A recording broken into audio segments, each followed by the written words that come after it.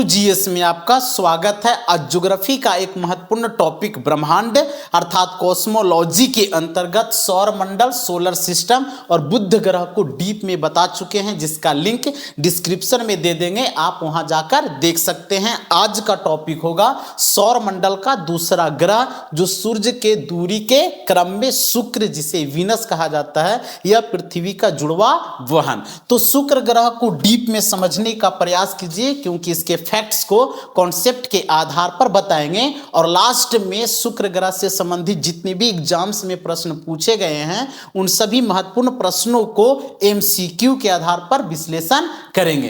तो शुक्र ग्रह के फैक्ट्स को कॉन्सेप्ट के आधार पर समझिए। देखिए, पहले आप सौर मंडल को समझ लीजिए, क्योंकि यह यदि आप सौर मंडल की भूमिका को समझ लेते हैं तो शुक्र ग्रह को समझने में आसानी होगा। तो सौर मंडल क्या है? तो सूर्य, ग्रह, उपग्रह, क्षुद्र ग्रह, उल्का, उल्कापिंड, धूमकेतु, बौने ग्रह, ये सभी आकाशीय पिंडों के समूह को सौर मंडल कहा जाता है। और सौर मंडल का प्रधान सूर्य है, सौर मंडल का मुखिया सूर्य है, सौर मंडल के केंद्र में सूर्य स्थित है। सौर मंडल में ऊष्मा और प्रकाश का मुख्य स्रोत सूर्य ही है। अब सौर मंडल में 8 ग्रह है। कितने ग्रह है? 8, जो 2 वर्गों में बांटा गया है। और वो कौन 2 वर्ग?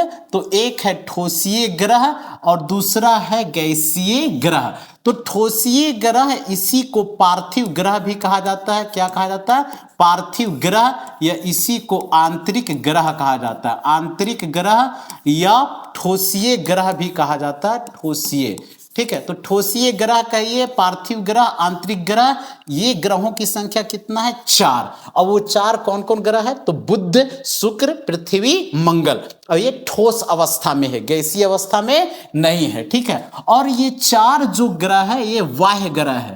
बाह्य ग्रह इसे कहा जाता है, या इसे जोवियन ग्रह भी कहा जाता है। जोवियन, ठीक है, जोवियन ग्रह, या इसे बृहस्पतीय ग्रह कहा जाता है। बृहस्पतीय, ठीक है, बृहस्पतीय ग्रह कहा जाता है, या इसे गैसीय ग्रह भी कहा जाता है, ठीक है। टोटल कितने हैं? 4। बृहस्पति, शनि, अरुण, वरुण, चारों ग्रह जो है गैसीय अवस्था में है, इसलिए ये बाह्य में है। बाहरी बाह्य ग्रह, जोवियन ग्रह और बृहस्पतीय ग्रह के नाम से जाना जाता है। अब ये बाह्य ग्रह और आंतरिक ग्रह दोनों के बीच में एक पट्टी नुमा संरचना है, जिसे एस्टेरॉयड बेल्ट कहा जाता है। यह क्षुद्र ग्रह है। क्षुद्र ग्रह या एस्टेरॉयड बेल्ट, ठीक है, क्षुद्र ग्रह का क्षेत्र। अब ग्रहों के साथ साथ क्षुद्र ग्रह भी सूर्य के चारों ओर परिक्रमा करते हैं, ठीक है। तो सूर्य के चारों ओर परिक्रमा कौन कौन से आकाशीय पिंड?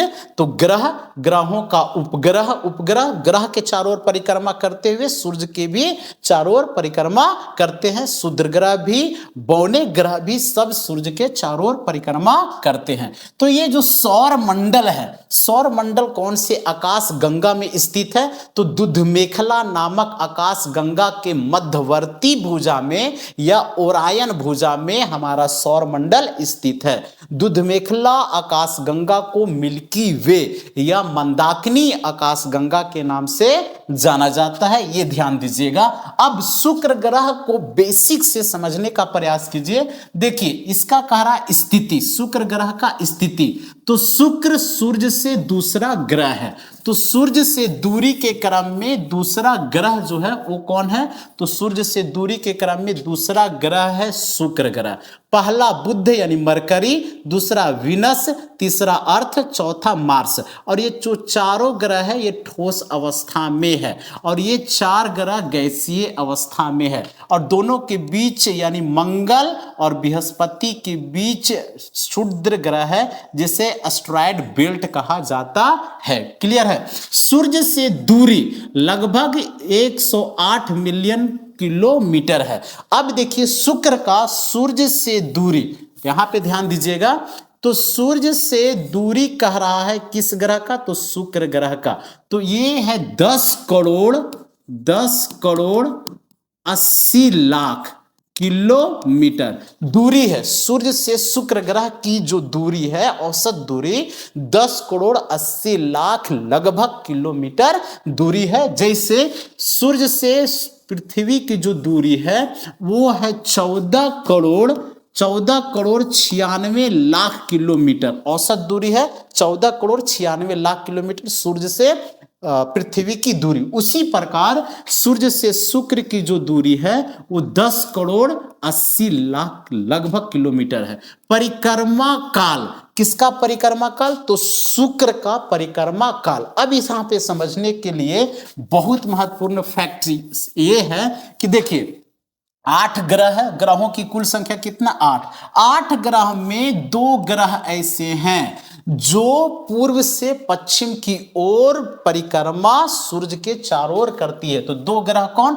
एक है यूरेनस, ठीक है, एक यूरेनस है जो पूर्व से पश्चिम की ओर परिक्रमा करते हैं यानी इस दिशा में, ठीक है, और दूसरा है वीनस यानी शुक्र ग्रह और अरुण ग्रह। दोनों जो परिक्रमा है ये पूरब से पश्चिम। अब पूरब से पश्चिम कैसे? यहां पे समझ लीजिए बहुत ही महत्वपूर्ण। देखिए अब यहां पे समझिए, इधर नॉर्थ है, नीचे साउथ है, ये ईस्ट है और ये वेस्ट है। तो पूरब से पश्चिम की ओर परिक्रमा करते हैं, पूरब से पश्चिम की ओर परिक्रमा कौन? तो शुक्र ग्रह, ठीक है। और पृथ्वी जो है वो पश्चिम से पूरब की ओर परिक्रमा, पश्चिम से पूरब की ओर परिक्रमा। कौन सा ग्रह? तो शुक्र ग्रह। तो देखिए शुक्र ग्रह जिसे वीनस और यूरेनस, दो ऐसे ग्रह हैं जो पूरब से पश्चिम की ओर परिक्रमा यानी क्लॉकवाइज, घड़ी की सुई की दिशा में क्लॉकवाइज परिक्रमा, 2 ग्रह याद रखिएगा, वीनस और यूरेनस। जबकि 6 ग्रह ऐसे हैं जो एंटी क्लॉकवाइज परिक्रमा करते हैं, एंटी क्लॉकवाइज। कितने ग्रह? तो ये हैं 6 ग्रह। कौन कौन? तो देखिए ये जो मरकरी ग्रह है ये किधर से किधर परिक्रमा करते हैं? तो एंटी क्लॉकवाइज, ठीक है ना, यानी एंटी क्लॉकवाइज इस तरह से। तो मरकरी यानी बुध, पृथ्वी, मंगल, बृहस्पति, शनि और नेपच्यून, ठीक है। तो 3 इधर है और 3 इधर, दोनों यानी ठोस ग्रह 3 है और वाह्य ग्रह 3 है जो किधर की ओर परिक्रमा? तो पश्चिम से पूरब की ओर परिक्रमा करते हैं, एंटी क्लॉकवाइज परिक्रमा करते हैं। यहां पे ध्यान दीजिएगा। तो परिक्रमा काल कह रहा है शुक्र ग्रह एक बार सूर्य के चारों ओर परिक्रमा करने में कितना समय ले लेती है शुक्र ग्रह? तो पृथ्वी दिनों में यानी 225 पृथ्वी दिनों में सूर्य की एक परिक्रमा कर लेती है। कौन सा ग्रह? शुक्र ग्रह। तो शुक्र ग्रह 225 पृथ्वी दिन के बराबर एक वर्ष होता है, एक बार घूम लेती है शुक्र ग्रह। घूर्णन काल यानी अपने अक्ष पर जो घूरने का अवधि है, घूर्णन काल, जैसे पृथ्वी अपने अक्ष पर 24 घंटा में लगभग एक बार चक्कर लगा लेती है, ठीक उसी प्रकार शुक्र ग्रह पृथ्वी के 243 दिनों के बराबर एक घूर्णन अवधि है। तो 243 पृथ्वी दिनों में अपने अक्ष पर एक चक्कर लगाती है, यानी दिन घूर्णन ज्यादा है जबकि सूर्य के चारों ओर परिक्रमण अवधि कम है। यह ध्यान दीजिएगा। घूर्णन दिशा कहा जाए तो पूर्व से पश्चिम की ओर। जो शुक्र ग्रह है जो पूर्व से पश्चिम की ओर, पूर्व मतलब east, north, south, east, west, ठीक है ना। तो पूरब से पश्चिम की ओर परिक्रमा है। ध्यान दीजिएगा। कौन सा ग्रह? शुक्र ग्रह और यूरेनस। जबकि 6 अन्य ग्रह है वो पश्चिम से पूरब की ओर है, इस टाइप का, ये ध्यान दीजिएगा। तो पश्चिम से पूरब की ओर यानी विपरीत दिशा में। आकार तो देखिए शुक्र ग्रह का आकार लगभग पृथ्वी के समान है, लगभग, क्योंकि इसका आकार और द्रव्यमान आयतन लगभग बराबर है। लेकिन पृथ्वी ज्यादा है कुछ हद तक, लेकिन लगभग क्या है? बराबर है। जैसे देखिए ये पृथ्वी और ये शुक्र लगभग आपको क्या लग रहा? आकार में, आयतन में लगभग बराबर है, ठीक है। तो आकार कहा जाए तो पृथ्वी के लगभग सामान्य, इसलिए पृथ्वी की जुड़वा बहन कहा जाता है। तो शुक्र ग्रह को पृथ्वी का जुड़वा बहन या शुक्र ग्रह को पृथ्वी और शुक्र जुड़वा ग्रह के नाम से जाना जाता है, यह भी याद रखिएगा। व्यास तो 12,104 किलोमीटर शुक्र ग्रह का क्या है? तो ये व्यास है। व्यास कितना है 12,114 किलोमीटर। द्रव्यमान, किसका द्रव्यमान, तो शुक्र ग्रह का द्रव्यमान पृथ्वी के द्रव्यमान का लगभग 81% है। कहीं पे 81.5% देगा, कहीं पे 82% भी आपको देगा, लेकिन याद रखिएगा लगभग 81% है। गुरुत्वाकर्षण कहा जाए किसका, शुक्र ग्रह का गुरुत्वाकर्षण शक्ति तो पृथ्वी के गुरुत्वाकर्षण का लगभग 90% है। पृथ्वी का जितना गुरुत्वाकर्षण है उसका 90% गुरुत्वाकर्षण शक्ति शुक्र ग्रह के पास है। वायुमंडल, तो शुक्र के वायुमंडल अत्यंत घना है और वायुमंडल की जो मोटाई है वो 250 किलोमीटर है। किसकी मोटाई, तो शुक्र ग्रह के वायुमंडल की मोटाई 250 किलोमीटर है और शुक्र ग्रह के वायुमंडल में कार्बन डाइऑक्साइड 96.5% और नाइट्रोजन 3.5% से मिलकर बना है। किसका वायुमंडल, तो शुक्र का वायुमंडल। तो वायुमंडल कहा जाए जिसमें कार्बन डाइऑक्साइड लगभग 96%, 96.5% है, याद रखिएगा, और नाइट्रोजन लगभग 3% यानी 3.5% लगभग नाइट्रोजन है। कहां नाइट्रोजन है, तो शुक्र ग्रह के वायुमंडल में। क्लियर हो गया, किस ग्रह का, शुक्र ग्रह के वायुमंडल में। नेक्स्ट देखिए, वीनस यानी शुक्र ग्रह, अर्थ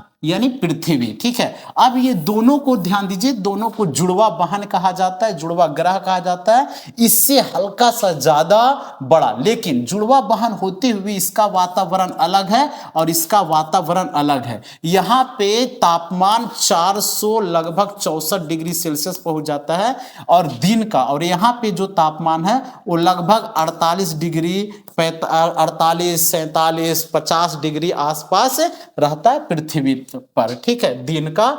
और जैसा यानी वातावरण चेंज होते रहता है, कहीं कहीं पे माइनस में चला जाएगा, साइबेरिया वगैरह में चले जाएंगे -50 -60 चला जाता है, ठीक है।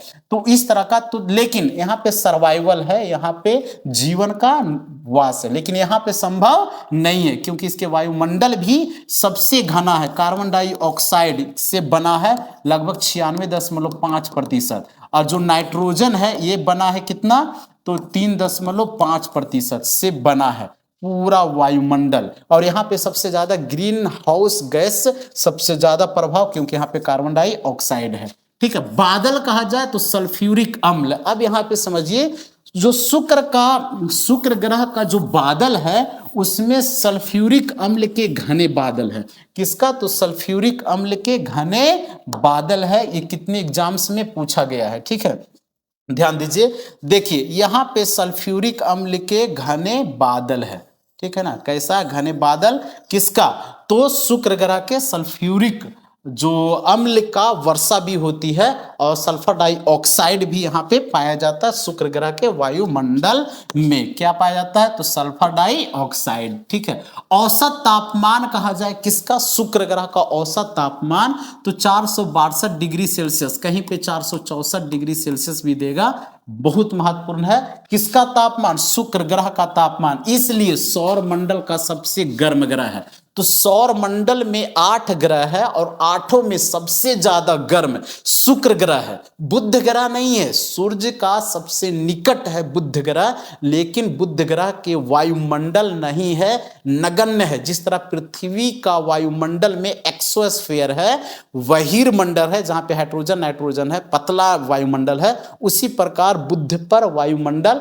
लगभग नग्न है, ठीक है। लेकिन अब शुक्र ग्रह पर जो वायुमंडल है वो सबसे सघन है, ठीक है, कार्बन डाइऑक्साइड और नाइट्रोजन से मिलकर बना हुआ है, और इसलिए सूर्य से आने वाली जितने भी सौर पवन है, परावैंगनिक किरणें है या उष्मा वगैरह, प्रकाश वगैरह, सब यहाँ पे ग्रीन हाउस प्रभाव ज्यादा इफेक्ट कर देता है, इसलिए गर्म और ज्यादा हो जाती है।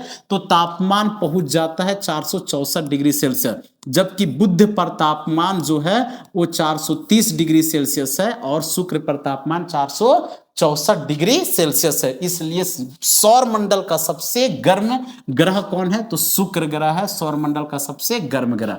ग्रीन हाउस प्रभाव सबसे ज्यादा होता है, तो अत्यधिक शक्तिशाली है किस ग्रह पे, तो शुक्र ग्रह पे ग्रीन हाउस गैस, क्योंकि यहाँ पे कार्बन डाइऑक्साइड 96.5% से बना है और नाइट्रोजन 3.5% है। ठीक है, तो ग्रीन हाउस गैस सबसे ज्यादा प्रभाव। सतही वायु दाब, यानी शुक्र ग्रह के सतह पे वायु दाब सबसे ज्यादा है, यानी पृथ्वी से भी लगभग 92 गुना अधिक है। ठीक है, पृथ्वी का वायु दाब से 92 गुना। क्यों? क्योंकि जो कार्बन डाइऑक्साइड है ये भारी गैस है, सबसे भारी नहीं लेकिन भारी गैस है। कौन? कार्बन डाइऑक्साइड सबसे ज्यादा, और कार्बन डाइऑक्साइड 96.5% कार्बन डाइऑक्साइड है।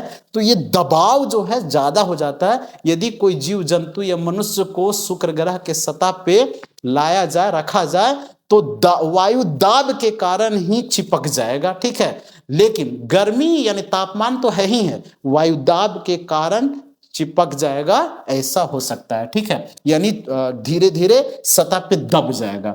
सतह ज्वालामुखी मैदान लावा प्रवाह पर्वत है, यानी शुक्र ग्रह का जो सतह है वो कैसा है?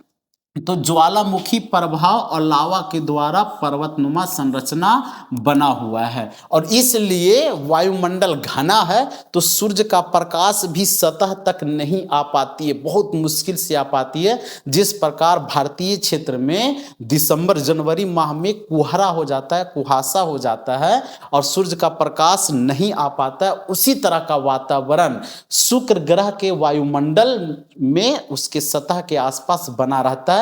लेकिन यहां पे तो धुंध है, कोहरा है, वहां कार्बन डाइऑक्साइड है, तापमान 464 डिग्री के आसपास है, वहां का तापमान एकदम गर्म है। ठीक है, तो याद रखिएगा, बहुत ही प्रश्न इस तरह का पूछा जाता है।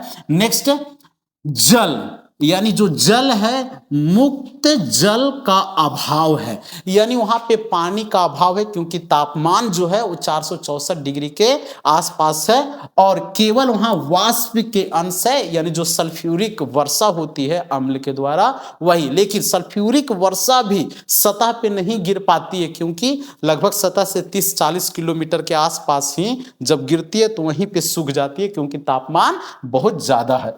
प्राकृतिक उपग्रह कहा जाए तो कोई भी उपग्रह नहीं है, तो शुक्र ग्रह और बुध ग्रह का कोई भी प्राकृतिक उपग्रह नहीं है। क्यों? क्योंकि सूर्य के निकट बुध और शुक्र ग्रह है, तो सूर्य का गुरुत्वाकर्षण शक्ति इतना है कि कोई छोटे पिंड को खींच सकता है, या कभी भी हुआ होगा तो खींच लिया होगा। ठीक है, वलय कहा जाए तो देखिए, वलय है तो ये सौर मंडल के चारों ग्रहों में वलय पाया जाता है। देखिए, ये जो वाह्य ग्रह है इसमें चारों में वलय पाया जाता है, बृहस्पति, शनि, अरुण, वरुण, चारों ग्रहों में वलय है। लेकिन सबसे स्पष्ट वलय जो है वे शनि ग्रह में सबसे स्पष्ट वलय है, यानी रिंग है। और जो रिंग का निर्माण है, ये सब रिंग का निर्माण वो क्या से हुआ है? रिंग बना क्या से है? तो धूलकण, बादल, बर्फ, ये सबसे रिंग बना हुआ है। ठीक है, ये भी ध्यान दीजिएगा, क्योंकि ये कितने एग्जाम्स में प्रश्न पूछे गए। तो वलय नहीं है कोई भी, यानी जो ठोसीय ग्रह है, बुध, शुक्र, पृथ्वी, मंगल, इसका कोई वलय नहीं है, जबकि चारों का वलय है, बृहस्पति, शनि, अरुण, वरुण। लेकिन सबसे ज्यादा वलय और स्पष्ट वलय शनि का है। ठीक है, चमक कहा जाए तो देखिए, पृथ्वी से यदि आकाश में देखते हैं, ठीक है, तो उसमें सबसे ज्यादा चमकीला आकाशीय पिंड कौन है? सूर्य। दूसरा चमकीला चंद्रमा, और तीसरा जो चमकीला है आकाशीय पिंड है वो शुक्र ग्रह है। ये ध्यान दीजिएगा। तो चमक कहा जाए, चंद्रमा के बाद आकाश का सबसे चमकीला पिंड जो है वो शुक्र ग्रह है। दिन में सूर्य सबसे बड़ा चमकीला पिंड, और दूसरा रात में चंद्रमा। ठीक है, जबकि चंद्रमा के बाद कोई आकाशीय पिंड सबसे ज्यादा चमकीला है तो वो है कौन? शुक्र ग्रह। ठीक है, भारतीय नाम तो शुक्राचार्य के नाम पे शुक्र ग्रह का नाम रखा गया है। ठीक है, शुक्र ग्रह का नाम भारतीय जो एक थे शुक्राचार्य, उनके नाम पे रखा गया है। अब संध्या तारा, ध्यान दीजिएगा, कौन सा? संध्या तारा या भोर तारा। अब जो इवनिंग स्टार है या मॉर्निंग स्टार, तो सूर्य अस्त के समय संध्या तारा और सूर्योदय के समय दिखाई देता है भोर तारा। मतलब जब सूर्योदय होता है तो सूर्योदय के ठीक पहले शुक्र ग्रह चमकीला दिखाई देता है, तो इसलिए इसे भोर का तारा कहा जाता है। जब सूर्य अस्त होता है तो सूर्य अस्त के ठीक बाद शुक्र ग्रह चमकीला दिखाई देता है, इसलिए इसे सांझ का तारा कहा जाता है, इवनिंग स्टार कहा जाता है। ठीक है, तो देखिए सूर्य अस्त हो रहा है तो ये दिखाई देगा, तो क्या होगा, तो वीनस यानी चमकीला तारा। ठीक है, याद रखिएगा चुंबकीय क्षेत्र, तो चुंबकीय क्षेत्र अत्यंत कमजोर है, किसका, तो शुक्र ग्रह का चुंबकीय क्षेत्र अत्यंत कमजोर है, जबकि बुध ग्रह का चुंबकीय क्षेत्र है। क्यों, क्योंकि ये सूर्य के सबसे निकट है और इसका वायुमंडल नहीं है बुध ग्रह का। दिन रात की अवधि कहा जाए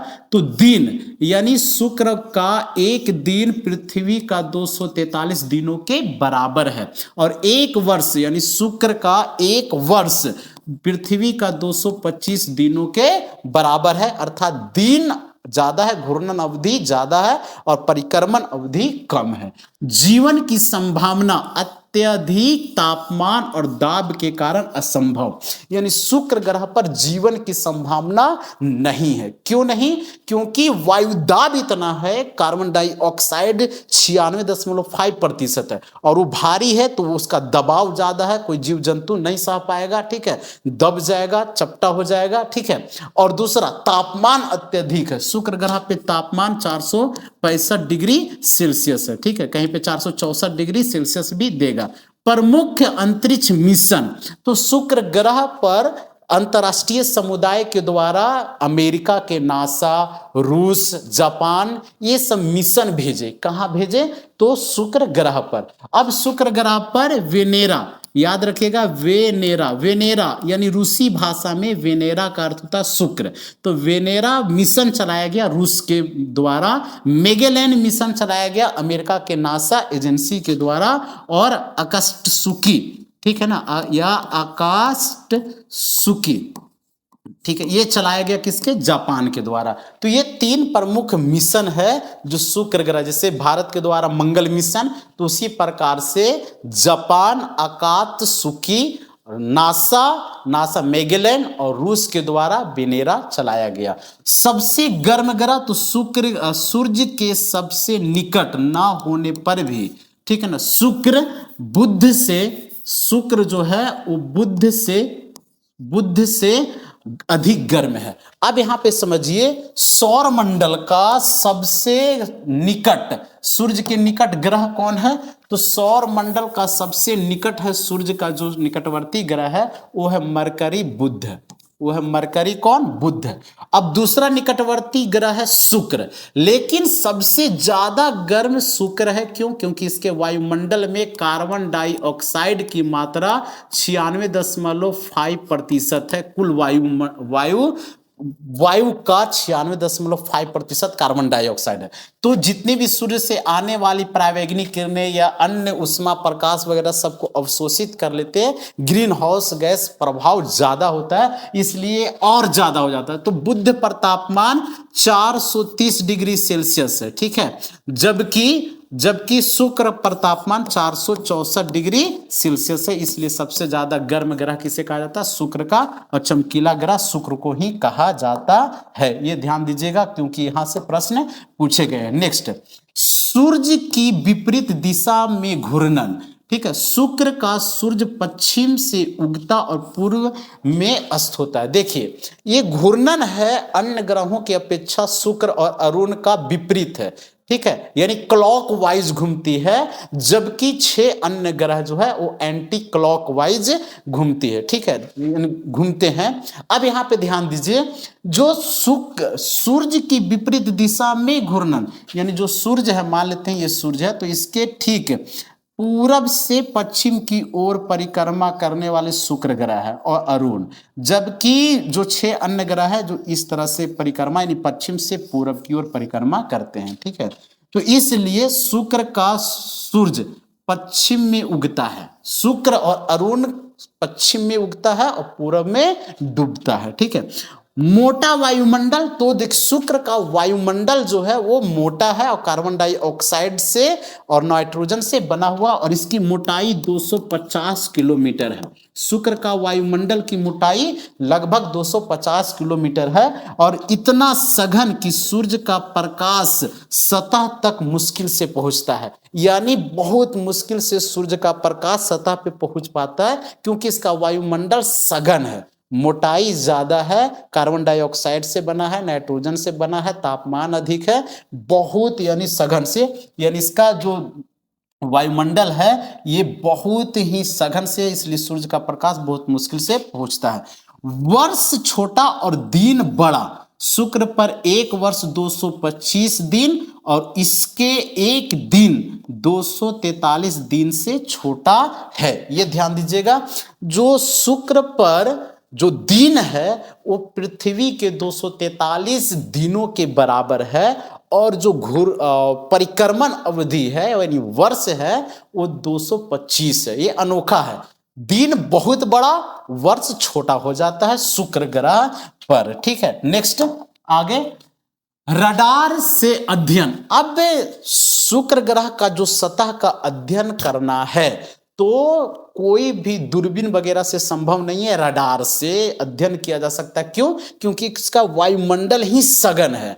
ठीक है ना, दूरबीन से दिखने पर भी दिखाई, क्योंकि सूर्य का प्रकाश ही जल्दी नहीं आ पाती है सतह पर, तो इसलिए रडार से ही घने बादलों के कारण सतह का अध्ययन रडार तकनीक से ही किया जाता है। तो शुक्र ग्रह के सतह का अध्ययन करना है तो रडार से ही किया जा सकता है। ऑक्सीजन की कमी, जीवन के लिए आवश्यक मुक्त ऑक्सीजन लगभग नहीं के बराबर है। शुक्र ग्रह पर, वीनस पर ऑक्सीजन नग्न है, ना के बराबर है, इसलिए जीवन का संभव नहीं है।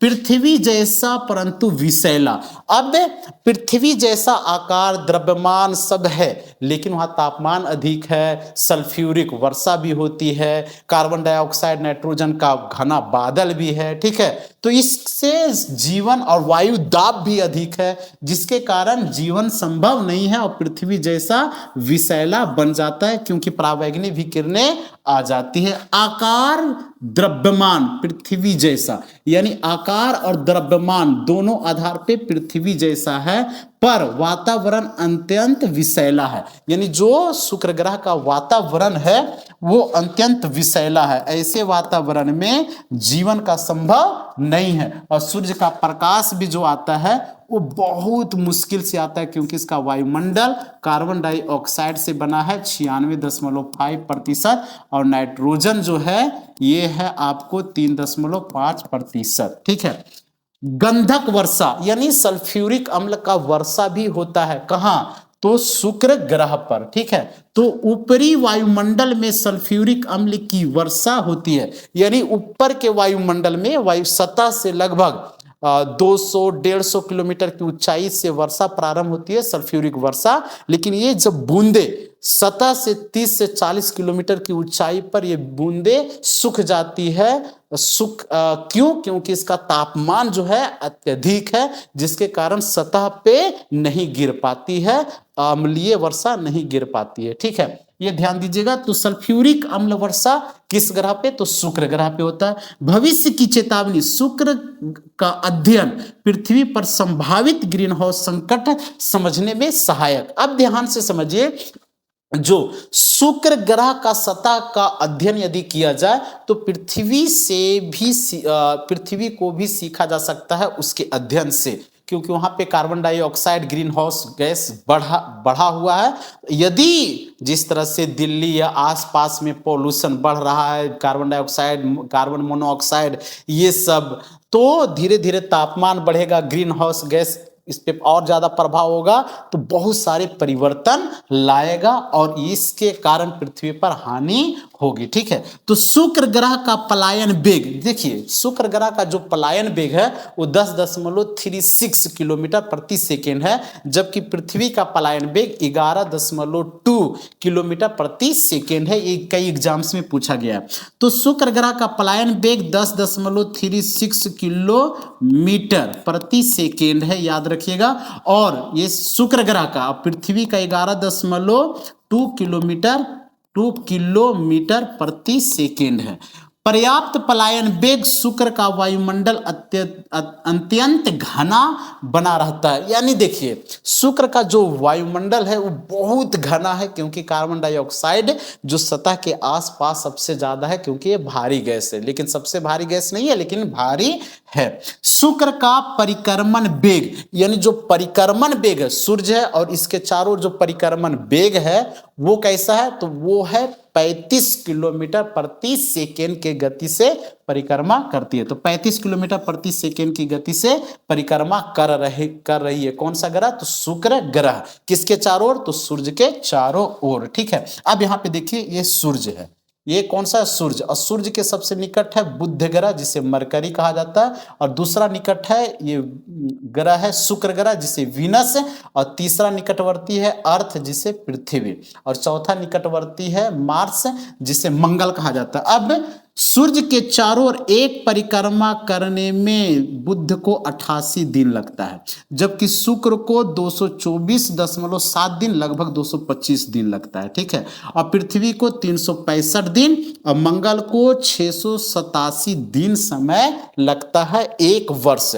तो सूर्य के चारों ओर बुध 88 दिन में, शुक्र लगभग 225 दिन में, पृथ्वी 365 दिन में, मंगल 687 दिन में परिक्रमा कर लेती है। ठीक है, ये ध्यान दीजिएगा। नेक्स्ट, शुक्र ग्रह। अब एमसीक्यू के आधार पर समझ लीजिए, क्योंकि यहां से प्रश्न पूछे गए हैं।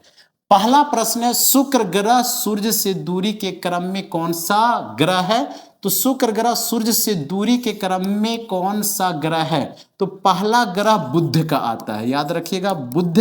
दूसरा ग्रह शुक्र है, दूसरा शुक्र है। तीसरा पृथ्वी है सूर्य से दूरी के क्रम में। चौथा मंगल है, चौथा कौन सा है, मंगल। तो आंसर होगा कौन, बी। नेक्स्ट आगे, शुक्र ग्रह का परिक्रमण काल कितना है, 88 दिन बुध का परिक्रमण काल है, 88 दिन बुध का, 165 दिन किसी का नहीं, 225 दिन शुक्र ग्रह का परिक्रमण अवधि है, 365 दिन ये पृथ्वी का परिक्रमण अवधि है। तो आंसर होगा सी। ठीक है, नेक्स्ट, शुक्र ग्रह अपने अक्ष पर किस दिशा में घूमता है, पश्चिम से पूर्व। पश्चिम से पूर्व 6 ग्रह घूमती है। ठीक है, कौन कौन, तो मार्स या मार्स नहीं, मरकरी। तो जो मरकरी है बुध, इसके बाद अर्थ, मार्स, जुपिटर, ठीक है ना, और नेपच्यून। ये 6 ग्रह आप याद रखिएगा जो पश्चिम से पूरब, पश्चिम से पूरब यानी ये नॉर्थ है, साउथ है, ईस्ट है, वेस्ट है। तो पश्चिम से पूरब इस तरह से परिक्रमा करने वाले जो ग्रह है पश्चिम से पूरब की ओर, तो इस तरह से कितने ग्रह, 6। जबकि इधर से परिक्रमा करती है यानी पूरब से पश्चिम की ओर, इधर से इस टाइप के, तो ये होगा 2 ग्रह। कौन कौन, एक है वीनस और दूसरा है यूरेनस। ठीक है, तो पश्चिम से पूरब नहीं, पूरब से पश्चिम, शुक्र ग्रह पूरब से पश्चिम, इसका आंसर होगा बी। ठीक है, नेक्स्ट, शुक्र ग्रह का घूर्णन काल कितना है, 24 घंटे। ये घूर्णन काल किसका है, पृथ्वी का है। ठीक है, 88 दिन बुध का परिक्रमण काल है जो सूर्य के चारों ओर, 225 दिन ये शुक्र का परिक्रमण काल है। ठीक है, और 243 दिन शुक्र का घूर्णन काल है जिससे दिन होता है। आंसर होगा डी। ठीक है, नेक्स्ट, शुक्र ग्रह के वायुमंडल में सर्वाधिक गैस कौन सी है, ऑक्सीजन नग्न के बराबर है, नाइट्रोजन 3.5% है, carbon dioxide 96.5% carbon dioxide, hydrogen तो सबसे ज्यादा है कार्बन डाइऑक्साइड शुक्र के वायुमंडल में। शुक्र ग्रह का पहला पलायन वेग, पलायन वेग, शुक्र ग्रह का पलायन वेग लगभग कितना है, तो 5 किलोमीटर प्रति सेकेंड, 7 किलोमीटर प्रति सेकेंड, 10.36 किलोमीटर प्रति सेकेंड, 15 किलोमीटर। तो पलायन वेग किसका, शुक्र का है। ठीक है, 10.36 किलोमीटर प्रति सेकेंड, और पृथ्वी का 11.2 किलोमीटर प्रति सेकेंड, ये पृथ्वी का है, याद रखिएगा। और चंद्रमा का है 2.38 किलोमीटर प्रति सेकेंड, ये चंद्रमा का है। ठीक है, नेक्स्ट आगे, शुक्र ग्रह का औसत परिक्रमण वेग कितना, परिक्रमण वेग यानी किसका, शुक्र ग्रह का परिक्रमण वेग कह रहा है इस तरह से घूमना। ठीक है ना। परिक्रमण, ये सूर्य है, इसके चारों ओर परिक्रमण वेग कितना है? 18 किलोमीटर प्रति सेकंड, 25 किलोमीटर प्रति सेकंड, 30 किलोमीटर प्रति सेकंड, 35 किलोमीटर प्रति सेकंड। इसकी जो गति है 35 किलोमीटर प्रति सेकंड, जो सूर्य के चारों ओर घूम रही है घड़ी की सुई की दिशा में। याद रखिएगा, क्लॉकवाइज घूमती है। दो ग्रह, एक है विनस यानी शुक्र और एक है यूरेनस। बाकी जितने भी ग्रह है सब ऐसे घूमते हैं, याद रखिएगा, सब ऐसे, यानी पश्चिम से, ठीक है ना, पूरब की ओर, ईस्ट की ओर, ठीक है, पश्चिम, वेस्ट से ईस्ट की ओर, ठीक है। कितने? 6 ग्रह। तो इसका आंसर क्या होगा? डी होगा। नेक्स्ट आगे, शुक्र ग्रह पर एक दिन और एक वर्ष का संबंध क्या है? तो दिन छोटा नहीं, दिन छोटा वर्ष बड़ा नहीं, दिन बराबर वर्ष नहीं, दिन बड़ा है और वर्ष छोटा है। यानी दिन जो है वो 243 दिनों का और वर्ष जो है वो 225 दिनों का, ठीक है। तो वर्ष छोटा हो जाता है किस ग्रह पे? तो शुक्र। तो ये होगा सी आंसर। नेक्स्ट, शुक्र ग्रह को भोर का तारा क्यों कहा जाता है? यह स्वयं प्रकाश देता है? नहीं, ग्रह का प्रकाश नहीं होता है, याद रखिएगा। यह सूर्य के पास रहता है? नहीं, सूर्य के सबसे पास है बुध, और बुध के बाद जो आता है वो ग्रह है शुक्र, ठीक है, याद रखिएगा। सूर्योदय से पहले दिखाई देता है, हाँ, सूर्योदय से पहले दिखाई देता है। यह सबसे बड़ा ग्रह है, सबसे बड़ा ग्रह है बृहस्पति, ठीक है। कौन सा है? बृहस्पति। तो सूर्योदय से पहले दिखाई देता है, आंसर क्या होगा? इसलिए से भोर का तारा। और सूर्य अस्त के बाद दिखाई देगा, सूर्य अस्त के बाद, तो वो होगा, सूर्य अस्त के बाद यदि दिखाई दे रहा है तो होगा इवनिंग स्टार, सांझ का तारा। और सूर्योदय के पहले दिखाई दे रहा है तो होगा भोर का तारा, मॉर्निंग स्टार। कौन सा ग्रह को? तो शुक्र ग्रह को, ठीक है। यहां पे कंफ्यूज ना होइएगा। शुक्र ग्रह के प्राकृतिक उपग्रहों की संख्या कितनी है? एक जो प्राकृतिक उपग्रह है वो पृथ्वी का है, वो है चंद्रमा, ठीक है ना। कौन सा है? चंद्रमा। दो है मंगल ग्रह का। मंगल ग्रह की उपग्रहों की संख्या 2 है। पहला डीमोस, ठीक है, और दूसरा जो है फोबोस, ठीक है। ये सबसे सौरमंडल का सबसे छोटा ग्रह है, उपग्रह है, ठीक है, याद रखिएगा। तीसरा किसी का नहीं है, शून्य, यानी शून्य ग्रह उपग्रह बुध का शून्य उपग्रह है और शुक्र का शून्य, एक भी उपग्रह नहीं है, याद रखिएगा, बहुत महत्वपूर्ण। तो 10 प्रश्नों को डिटेल में बता चुके हैं आज यहीं तक। Thank you.